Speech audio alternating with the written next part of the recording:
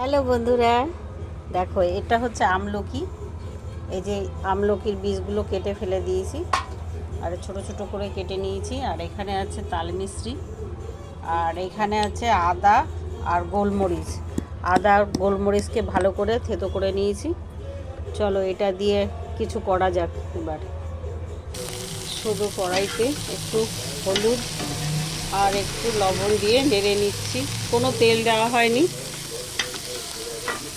আদা গোলমরিচের পেস্টটা দিয়ে নাড়া হচ্ছে শুধু। জলটা একদম শুকিয়ে নিতে হবে, নাড়তে নাড়তে প্রায় শুকিয়ে একদম জল শুকিয়ে গেছে। এটা না এমনি খেতে ভালো লাগছে, মনে হচ্ছে না আর কোনো তাল মিষ্টি দিতে হবে। এবার জল শুকিয়ে যাওয়ার পরে তাল মিষ্টিটা দিয়ে দিলাম। হালকা হাতে নেড়ে নিতে হবে, একদম সিম করে দিয়ে। বেশি নাড়বো না, এক্ষুনি বন্ধ করে দেব। গ্যাস বন্ধ করে দিয়েছি। এই গরমে গরমে ওটা একদম মাখামাখি হয়ে যাবে। কি দারুণ হয়েছে বন্ধুরা। একদম যখন ঠান্ডা হয়ে যাবে তখন একটু ভিনিগার দিয়ে রেখে দেব, তাহলে একদমই ভালো থাকবে, নষ্ট হবে না। টাটা বন্ধুরা, কেমন লাগলো জানাবে।